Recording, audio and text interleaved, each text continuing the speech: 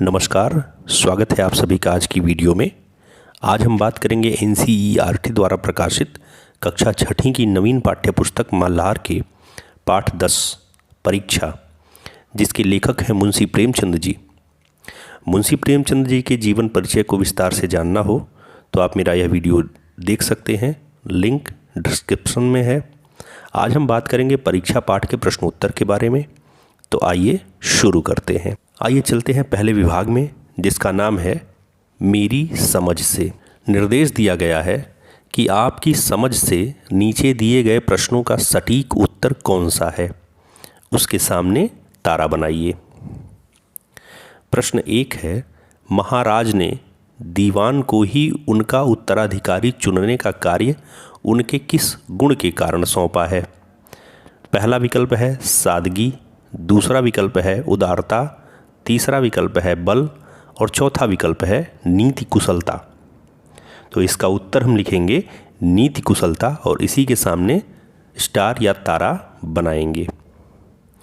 दूसरा प्रश्न है, दीवान साहब द्वारा नौकरी छोड़ने के निश्चय का क्या कारण था? तो पहला विकल्प दिया है परमात्मा की याद, दूसरा राज का संभालने योग्य शक्ति न रहना, तीसरा बदनामी का भय और चौथा 40 वर्ष की नौकरी पूरी हो जाना। तो इसका उत्तर हम लिखेंगे विकल्प दूसरा, राजकाज संभालने योग्य शक्ति न रहना। अब दूसरा प्रश्न लिखा है कि अब अपने मित्रों के साथ चर्चा कीजिए कि आपने ये उत्तर ही क्यों चुने। तो पहला प्रश्न था कि महाराज ने दीवान को ही उनका उत्तराधिकारी चुनने का कार्य उनके किस गुण के कारण सौंपा था, और हमने इसका उत्तर दिया है नीति कुशलता के कारण। तो हम उत्तर लिखेंगे कि पाठ के अनुसार दीवान सुजान सिंह नीति कुशल व्यक्ति थे, इसी गुण के कारण राजा ने उन्हें अपने जैसा ही उत्तराधिकारी चुनने को कहा था। तथा दूसरे प्रश्न में हमने देखा था कि प्रश्न है दीवान साहब द्वारा नौकरी छोड़ने के निश्चय का क्या कारण था। तो पाठ में दिया गया है कि अब उनके अंदर राज्य कार्य संभालने योग्य शक्ति न थी। तो हम इसका उत्तर लिखेंगे कि राज्य के दीवान सुजान सिंह बूढ़े होने के कारण अब राजकाज नहीं संभाल पा रहे थे। आइए अब चलते हैं दूसरे विभाग में, जिसका नाम है शीर्षक।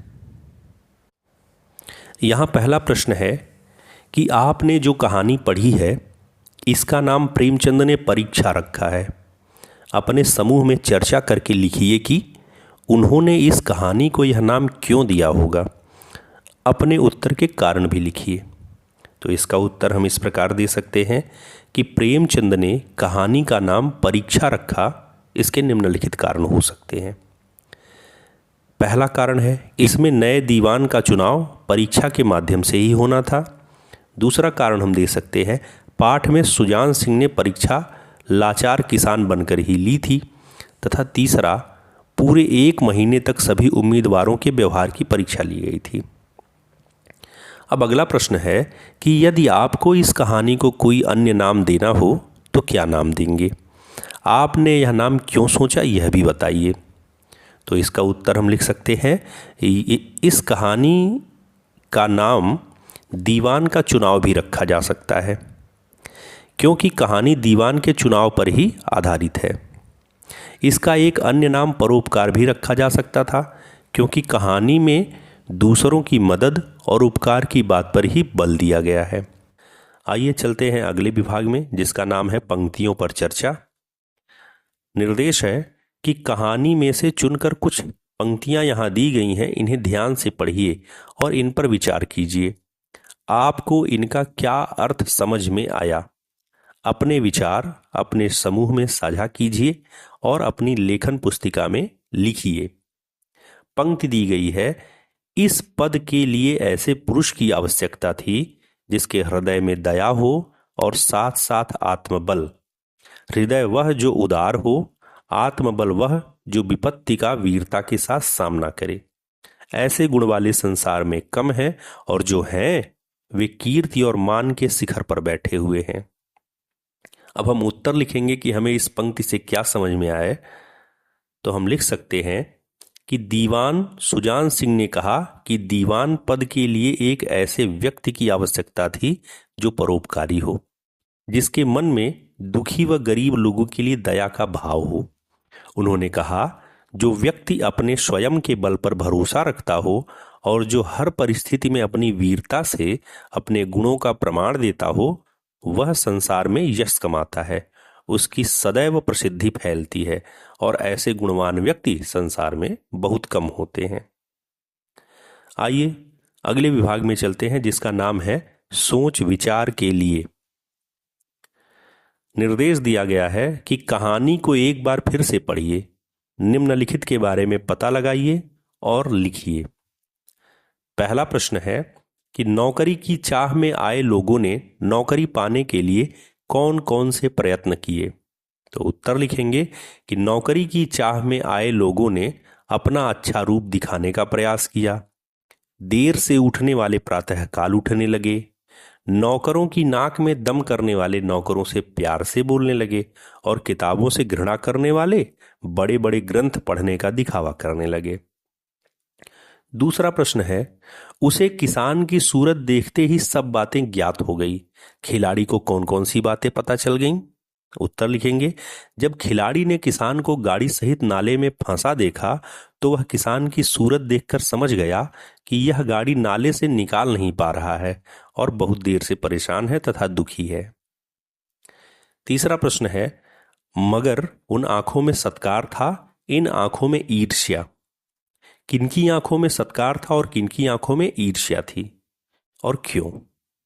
उत्तर लिखेंगे इसका, युवक की उदारता के कारण उसे दीवानी का पद मिला, जिसके कारण सुजान सिंह और अन्य दरबारियों की आंखों में युवक के प्रति सत्कार की भावना थी, परंतु अन्य उम्मीदवारों की आंखों में ईर्ष्या थी क्योंकि उन्हें यह पद नहीं मिला था। आइए अगले विभाग में चलते हैं, जिसका नाम है खोजबीन। निर्देश है कि कहानी में से वे वाक्य खोज कर लिखिए जिनसे पता चलता है कि। पहला प्रश्न है, शायद युवक बूढ़े किसान की असलियत पहचान गया था। किन पंक्तियों से यह बात पता चलती है हमें यह बतानी है, तो हम लिखेंगे, युवक ने किसान की तरफ गौर से देखा, उसके मन में एक संदेह हुआ, क्या यह सुजान सिंह तो नहीं है, आवाज मिलती है, चेहरा मोहरा भी वही है। दूसरी बात बतानी थी कि नौकरी के लिए आए लोग किसी तरह बस नौकरी पा लेना चाहते थे। किन बात से यह पता चलता है, तो हम लिखेंगे उत्तर में, जिससे बात कीजिए वह नम्रता और सदाचार का देवता बना मालूम होता था। लोग समझते थे कि 1 महीने का झंझट है, किसी तरह काट लें, कहीं कार्य सिद्ध हो गया तो कौन पूछता है। आइए अगले विभाग में चलते हैं अब, और उसका नाम है कहानी की रचना। पंक्ति दी गई है, लोग पसीने से तर हो गए, खून की गर्मी आंख और चेहरे से झलक रही थी। इन वाक्यों को पढ़कर आंखों के सामने थकान से चूर खिलाड़ियों का चित्र दिखाई देने लगता है। यह चित्रात्मक भाषा है। ध्यान देंगे तो इस पाठ में ऐसी और भी अनेक विशेष बातें आपको दिखाई देंगी। कहानी को एक बार ध्यान से पढ़िए, आपको इस कहानी में कौन कौन सी विशेष बातें दिखाई देती हैं, अपने समूह में मिलकर उनकी सूची बनाइए। तो हम उत्तर देंगे इसका कि पाठ में निम्न पंक्तियों में चित्रात्मकता प्रस्तुत होती है। जैसे देवगढ़ में नए नए और रंग बिरंगे मनुष्य दिखाई देने लगे, रंगीन एमामे चोंगे और नाना प्रकार के अंगरखे और कंटोप देवगढ़ में अपनी सजधज दिखाने लगे। अगली पंक्ति है, वह कभी बैलों को ललकारता, कभी पहियों को हाथ से ढकेलता। गाड़ी ऊपर को न चढ़ती और चढ़ती भी तो कुछ दूर चढ़कर फिर खिसक कर नीचे पहुंच जाती। बेचारा इधर उधर निराश होकर ताकता, बार बार झुंझलाकर बैलों को मारता। किसान ने उनकी तरफ सहमी आंखों से देखा। कीचड़ बहुत ज्यादा था, वह घुटने तक जमीन में गड़ गया। उम्मीदवारों के कलेजे धड़क रहे थे। उन आंखों में सत्कार था, इन आंखों में ईर्ष्या। ये कई सारी पंक्तियां हैं जो चित्रात्मकता को प्रस्तुत करती हैं। इसके अलावा हम कहानी की विशेष बातों की चर्चा करें तो हम लिख सकते हैं कि प्रेमचंद की कहानियों में घटनाओं के साथ साथ पात्रों के चरित्र का भी विकास होता है। प्रेमचंद की कहानियों में कथोपकथन मनोवैज्ञानिक होते हैं। कहानी की भाषा सरल, सहज और प्रवाहपूर्ण है। कहानी की भाषा पात्रों के अनुकूल है। तो ये सारी विशेषताएं हैं जिसे हम लिख सकते हैं। आइए चलते हैं अगले विभाग में, जिसका नाम है समस्या और समाधान। इस कहानी में कुछ समस्याएं हैं और उनके समाधान भी। कहानी को एक बार फिर से पढ़कर बताइए कि महाराज के सामने क्या समस्या थी, उन्होंने इसका क्या समाधान खोजा।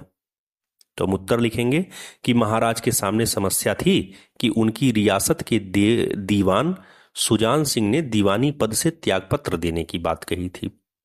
राजा ने इस समस्या का समाधान खोजा कि यदि दीवान जी पद छोड़ना चाहते हैं तो उन्हें ही इस राज्य के लिए योग्य दीवान खोजकर देना होगा, तब वे पद छोड़ सकते हैं।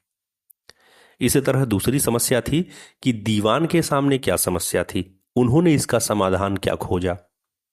तो इसका उत्तर हम लिखेंगे कि दीवान के सामने योग्य उम्मीदवार खोजने की समस्या थी। इसके लिए उन्होंने विज्ञापन निकलवाया और उसमें लिखा कि शिक्षा नहीं अपितु आचार, व्यवहार और गुणों को 1 महीने तक परखकर उम्मीदवार चुना जाएगा। तीसरी समस्या पर बात करते हैं कि नौकरी के लिए आए लोगों के सामने क्या समस्या थी, उन्होंने इसका क्या समाधान खोजा। उत्तर लिखेंगे कि नौकरी के लिए आए लोगों को अच्छा बनकर दिखाना था, इसलिए उन्होंने झूठा दिखावा शुरू कर दिया। उन्होंने मीठा और नम्र व्यवहार शुरू कर दिया, प्रातःकाल उठना, पुस्तकें पढ़ना इत्यादि दिखावा शुरू कर दिया। अगले विभाग में आते हैं, जिसका नाम है मन के भाव। निर्देश है, एक पंक्ति है, स्वार्थ था, मद था, मगर उदारता और वात्सल्य का नाम भी न था। इस वाक्य में कुछ शब्दों के नीचे रेखा खींची हुई है। ये सभी नाम हैं, लेकिन दिखाई देने वाली वस्तुओं, व्यक्तियों या जगहों के नाम नहीं है। ये सभी नाम मन के भावों के नाम हैं। आप अपनी कहानी में ऐसे ही अन्य नामों को खोजकर नीचे दिए गए रिक्त स्थानों में लिखिए। तो हम लिख सकते हैं आत्मबल, दया, धर्म, सत्कार, ईर्ष्या, दृढ़ संकल्प, हिम्मत, बुढ़ापा, नेकनामी, आदर, झुंझलाहट, निराशा आप चित्र में देख सकते हैं। आइए अगले विभाग में चलते हैं, जिसका नाम है अभिनय। कहानी में युवक और किसान की बातचीत संवादों के रूप में दी गई है। यह भी बताया गया है कि उन दोनों ने ये बातें कैसे बोली। अपने समूह के साथ मिलकर तैयारी कीजिए और कहानी के इस भाग को कक्षा में अभिनय के द्वारा प्रस्तुत कीजिए। प्रत्येक समूह से अभिनेता या अभिनेत्री कक्षा में सामने आएंगे और एक एक संवाद अभिनय के साथ बोलकर दिखाएंगे। तो संवाद यहां प्रस्तुत है, बाकी तैयारी हो जाएगी। कक्षा में अभिनय के दौरान बोलने के लिए संवाद। उत्तर हम लिखेंगे। युवक, क्या मैं तुम्हारी मदद करूं? किसान, हुजूर, मैं आपसे मदद के लिए कैसे कहूं? युवक, लगता है तुम यहां बड़ी देर से फंसे हो। किसान, हाँ, देर तो बहुत हो गई। युवक, अच्छा, तुम गाड़ी पर जाकर बैलों को साधो, मैं पहियों को ढकेलता हूं। किसान, आपकी बड़ी मेहरबानी होगी। गाड़ी जब ऊपर चढ़ जाती है तो उसके बाद गाड़ी के ऊपर चढ़ जाने के बाद किसान, महाराज, आपने मुझे उबार लिया, वरना मुझे सारी रात यहीं बैठना पड़ता। युवक, कोई बात नहीं, आपकी सहायता करना मेरा धर्म था। किसान, भगवान ने चाहा तो दीवानी आपको ही मिलेगी। तो यह संवाद है, इसे तैयार करके बारी बारी से कक्षा में हम इसका प्रदर्शन कर सकते हैं। आइए अगले विभाग की ओर चलते हैं, जिसका नाम है विपरीतार्थक शब्द। पंक्ति है, विद्या का कम परंतु कर्तव्य का अधिक विचार किया जाएगा। कम का विपरीत अर्थ देने वाला शब्द है अधिक। इसी प्रकार के कुछ विपरीतार्थक शब्द नीचे दिए गए हैं, लेकिन वे आमने सामने नहीं हैं। रेखाएं खींचकर विपरीतार्थक शब्दों के सही जोड़े बनाइए। आइए देखते हैं क्या है। ये देखिए आपके सामने यह एक स्तंभ 1 और स्तंभ 2 है, जिसमें एक दूसरे के विपरीतार्थक शब्द दिए गए हैं, किंतु वो एक दूसरे के सामने नहीं है। हमें इन्हें एक दूसरे के साथ मिलाना है। तो हम किस प्रकार मिलाएंगे, आइए देखते हैं। ये मिलान का दूसरा चित्र आपके सामने है, आप इसे देख लीजिए। इसमें आना का विपरीतार्थक शब्द विलोम शब्द है जाना, गुण का अवगुण, आदर का अनादर, स्वस्थ का अस्वस्थ, कम का अधिक, दयालु का निर्दयी, योग्य का अयोग्य, हार का जीत और आशा का निराशा। आप इन्हें एक दूसरे के साथ मिला करके लिख सकते हैं, या इस प्रकार से भी आप सीधे सीधे बना सकते हैं चित्र की तरह, तो आपका काम हो जाएगा। आइए अगले विभाग में चलते हैं, जिसका नाम है कहावत। लिखा है, गहरे पानी में बैठने से ही मोती मिलता है। यह वाक्य एक कहावत है। इसका अर्थ है कोशिश करने पर ही सफलता मिलती है। ऐसी ही एक और कहावत है, जिन खोजा तिन पाइयां गहरे पानी बैठ, अर्थात परिश्रम का फल अवश्य मिलता है। कहावतें ऐसे वाक्य होते हैं जिन्हें लोग अपनी बात को अधिक प्रभावशाली बनाने के लिए प्रयोग करते हैं। आपके घर और पास पड़ोस वाले भी अनेक कहावतों का उपयोग करते होंगे। नीचे कुछ कहावतें और उनके भावार्थ दिए गए हैं। आप इन कहावतों को कहानी से जोड़कर अपनी लेखन पुस्तिका में लिखिए। पहली कहावत है, अधजल गगरी छलकत जाए। इसका अर्थ होता है, जिसके पास थोड़ा ज्ञान होता है वह उसका दिखावा बहुत करता है। कहानी से जो पंक्ति है वह इस प्रकार हो सकती है कि ज्ञान में अधिक रुचि ना होने पर भी कुछ उम्मीदवार बड़े बड़े ग्रंथों में डूबे रहते और अकड़ कर चलते। इसे कहते हैं अधजल गगरी छलकत जाए। दूसरी कहावत है, अब पछताए क्या होत है जब चिड़िया चुग गई खेत। अर्थ है इसका, समय निकल जाने के बाद पछताना व्यर्थ होता है। कहानी में हम इसका प्रयोग करेंगे, जब पंडित जानकी नाथ का दीवान के लिए चुनाव हुआ तब अन्य उम्मीदवार सोचने लगे कि काश हमने उस समय किसान की मदद की होती तो आज हमारा चयन होता, पर अब पछताए क्या होत है जब चिड़िया चुग गई खेत। अगली कहावत है, एक अनार 100 बीमार। जिसका अर्थ होता है कोई ऐसी एक चीज जिसको चाहने वाले अनेक हों। हम लिख सकते हैं, इस विज्ञापन ने सारे मुल्क में तहलका मचा दिया। ऐसा ऊंचा पद और किसी प्रकार की कैद नहीं, केवल नसीब का खेल है। सैकड़ों आदमी अपना अपना भाग्य परखने के लिए चल खड़े हुए। लगता था जैसे एक अनार और 100 बीमार हों। अगली कहावत है, जो गरजते हैं वे बरसते नहीं हैं। अर्थ दिया है, जो अधिक बढ़ चढ़कर बोलते हैं वे काम नहीं करते।